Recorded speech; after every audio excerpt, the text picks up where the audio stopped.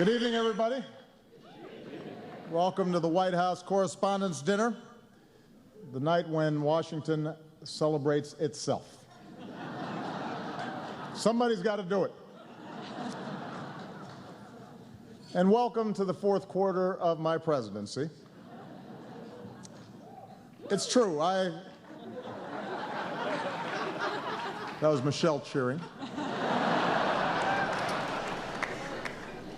Fact is, I feel more loose and relaxed than ever.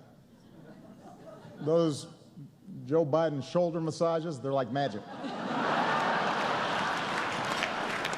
You should try one. Oh, you have?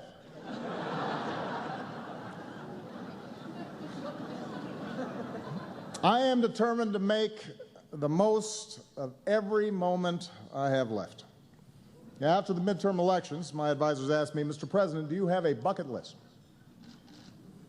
And I said, well, I have something that rhymes with bucket list.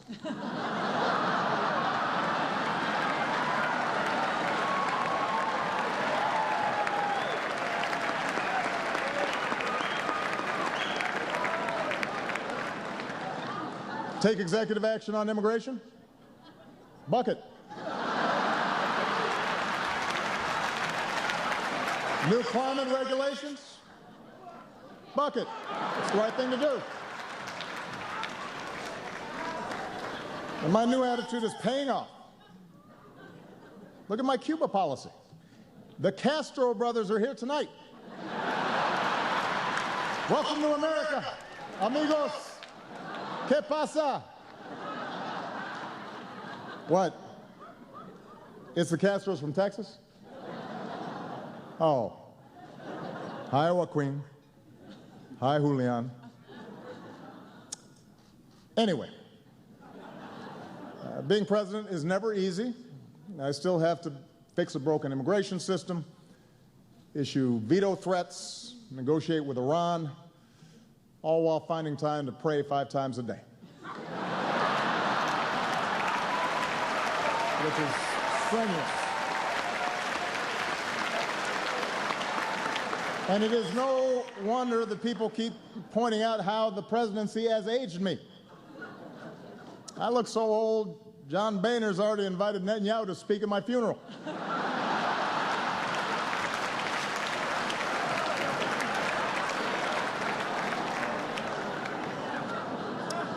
Meanwhile, Michelle hasn't aged a day.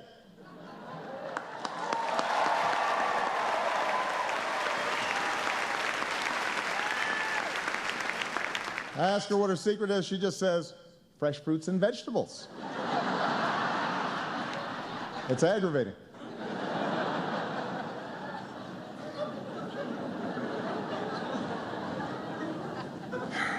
The fact is, though, at this point, my legacy is finally beginning to take shape. The economy is getting better. 9 in 10 Americans now have health coverage. Today, thanks to Obamacare, you no longer have to worry about losing your insurance if you lose your job. You're welcome, Senate Democrats.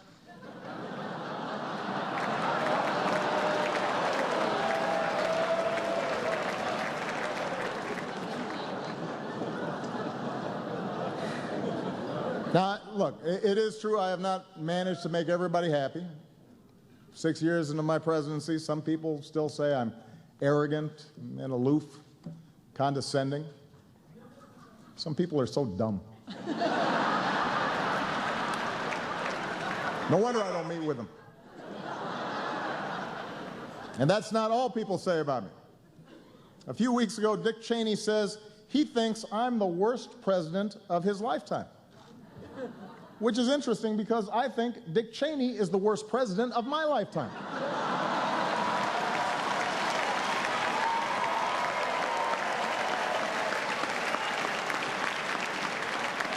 Quite a coincidence. I mean, everybody's got something to say these days. Mike Huckabee recently said, people shouldn't join our military until a true conservative is elected president. Think about that. It was so outrageous, 47 Ayatollahs wrote us a letter trying to explain to Huckabee how our system works.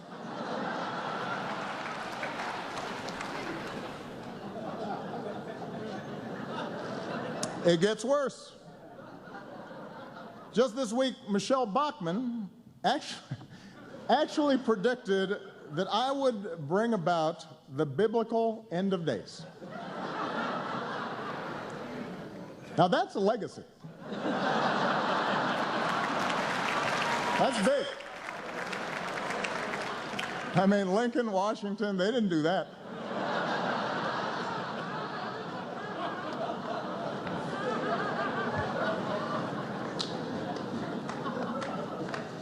But, you know, I just had to put this stuff aside. I've got to stay focused on my job because for many Americans, this is still a time of deep uncertainty.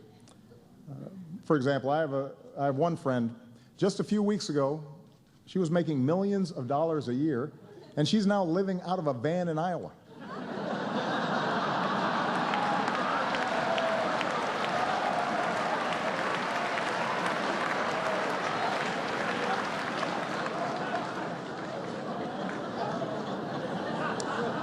Meanwhile, back here in our nation's capital, we're always dealing with new challenges. I'm happy to report that the Secret Service, thanks to some excellent reporting by White House correspondents, they're really focusing on some of the issues that have come up, and they finally figured out a foolproof way to keep people off my lawn. There we are.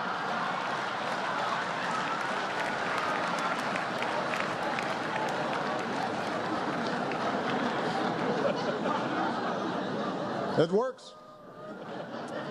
And it's not just fence jumpers. Some of you know a few months ago a drone crash landed out back. That was pretty serious, but don't worry. We've installed a new state-of-the-art security system.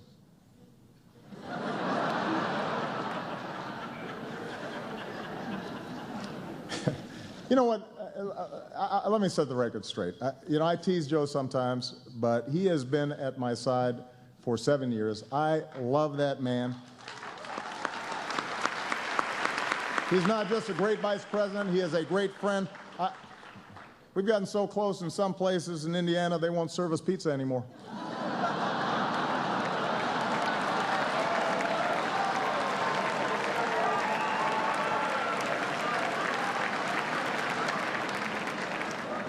I want to thank our host for the evening, the Chicago girl, the incredibly talented Cicely Strong.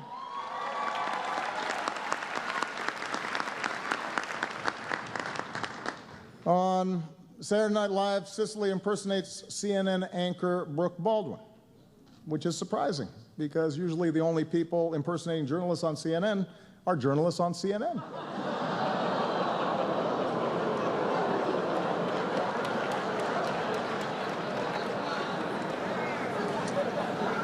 ABC is here with some of the stars from their big new comedy, Blackish. It's a great show, but I have to give ABC fair warning. Being Blackish only makes you popular for so long. Trust me. There's a shelf life to that thing.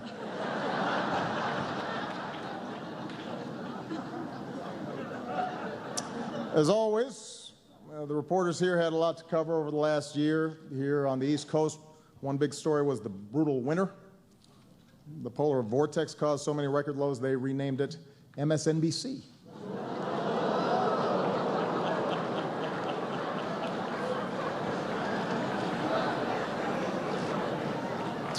But of course, let's face it, there is one issue on every reporter's minds, and that is 2016. Already we've seen some missteps. It turns out Jeb Bush identified himself as Hispanic back in 2009. Which, you know what, look, I understand. It's an innocent mistake. Reminds me of when I identified myself as American back in 1961.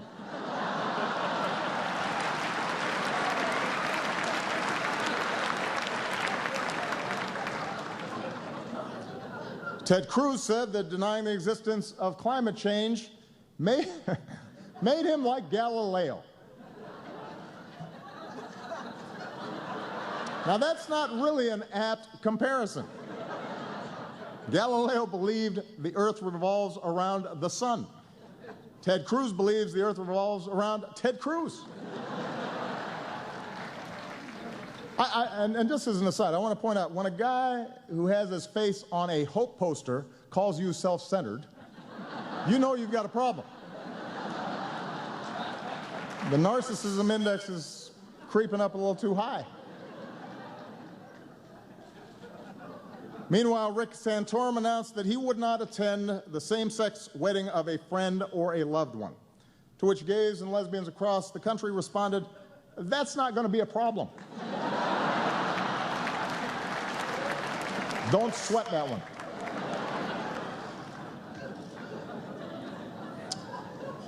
And Donald Trump is here. Still.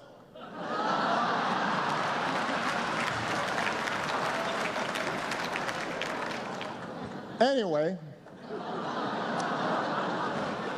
it's amazing how time flies. Soon the first presidential contest will take place, and I, for one, cannot wait to see who the Koch brothers pick. It's exciting. Marco Rubio, Rand Paul, Ted Cruz, Jeb Bush, Scott Walker. Who will finally get that red rose?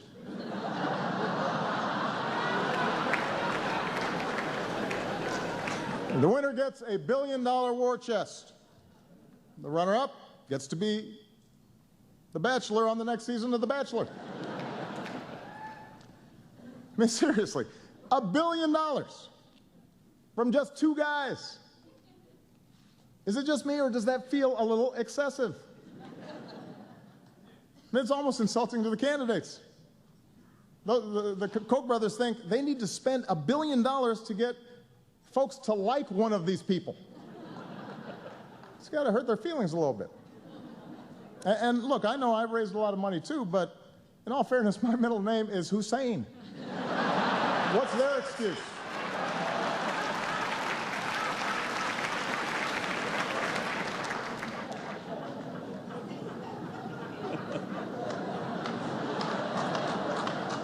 The trail hasn't been easy for my fellow Democrats either. As we all know, Hillary's private emails got her in trouble. Frankly, I thought it was going to be her private Instagram account that was going to cause her bigger problems.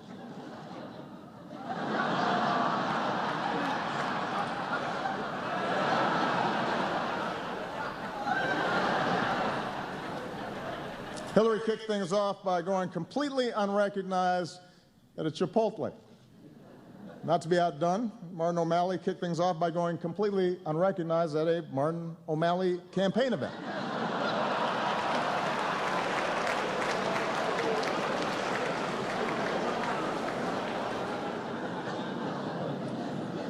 And Bernie Sanders might run.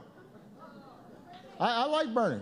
Bernie's an interesting guy. Apparently, some folks really want to see a pot-smoking socialist in the White House.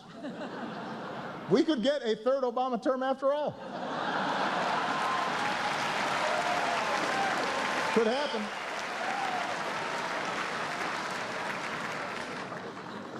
Anyway, as always, I want to close on a more serious note. You know, I often joke about tensions between me and the press, but honestly, what they say doesn't bother me. I understand we've got an adversarial system. I'm a mellow sort of guy. And that's why I invited Luther, my anger translator, to join me here tonight.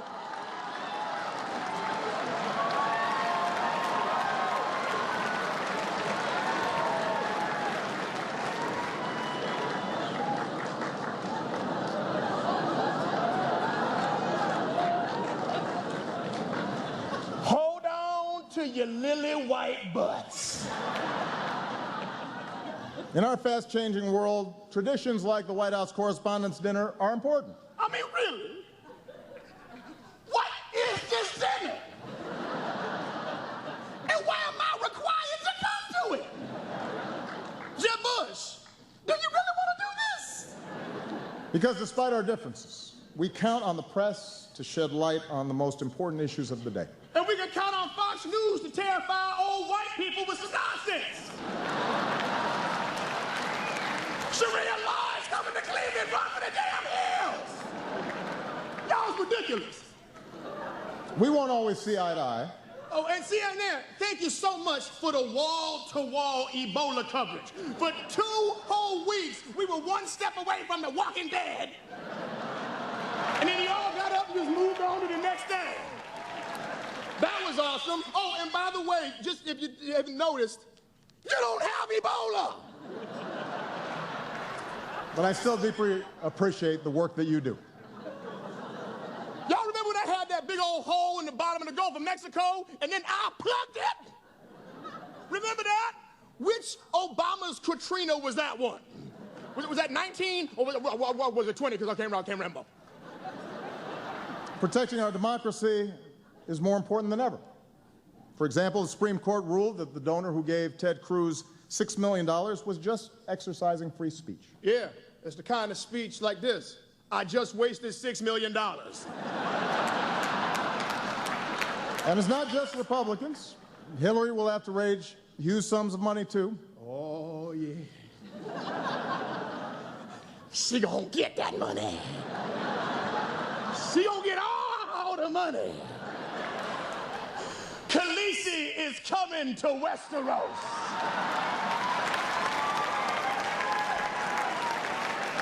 Watch out!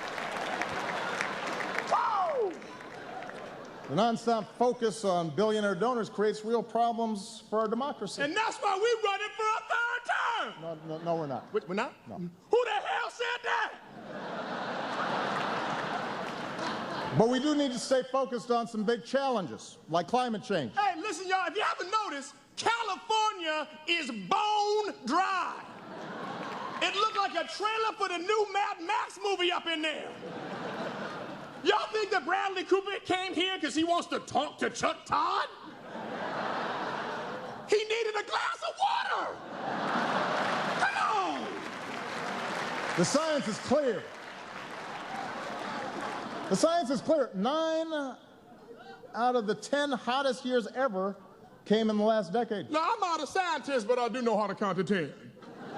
Rising seas, more violent storms. You got mosquitoes, sweaty people on the train stinking it up. It's just nasty. I mean, look at what's happening right now. Every serious scientist says we need to act.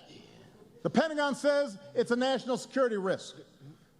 Miami floods on a sunny day, and instead of doing anything about it, we've got elected officials throwing snowballs in the Senate. Okay, Mr. Okay, I think I got it, bro. It is crazy. What about our kids?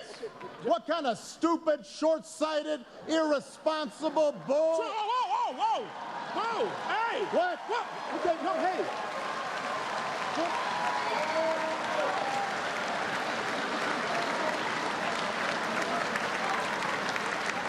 What? All due respect, sir, you don't need an anger translator. You need counseling. So now I'm out of here, man. I ain't trying to get into all this. Go.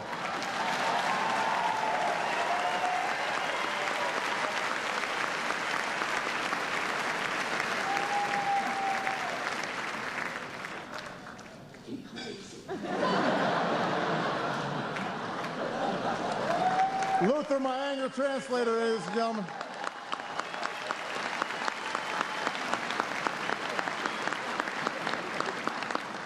Now that I got that off my chest. You know, investigative journalism, explanatory journalism, journalism that exposes corruption and injustice and gives voice to the different and the marginalized, the voiceless. That's power. It's a privilege. It's as important to America's trajectory, to our values, our ideals, than anything that we could do in elected office. We remember journalists we lost over the past year. Journalists like Stephen Sotloff and James Foley, murdered for nothing more than trying to shine a light into some of the world's darkest corners.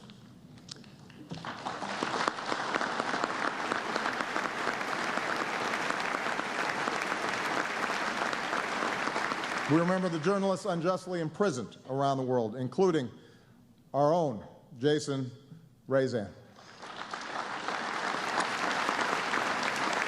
For 9 months, Jason has been imprisoned in Tehran for nothing more than writing about the hopes and the fears of the Iranian people, carrying their stories to the readers of the Washington Post in an effort to bridge our common humanity. As was already mentioned, Jason's brother Ali is here tonight, and I have told him personally we will not rest until we bring him home to his family, safe and sound.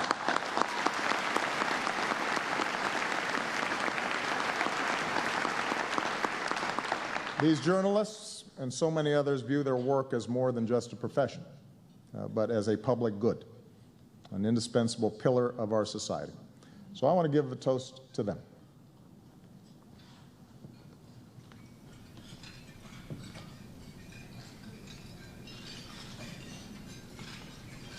I raise a glass to them and to all of you with the words of the American foreign correspondent Dorothy Thompson. It is not the fact of liberty, but the way in which liberty is exercised that ultimately determines whether liberty itself survives. Thank you for your devotion to exercising our liberty and to telling our American story. God bless you. God bless the United States of America.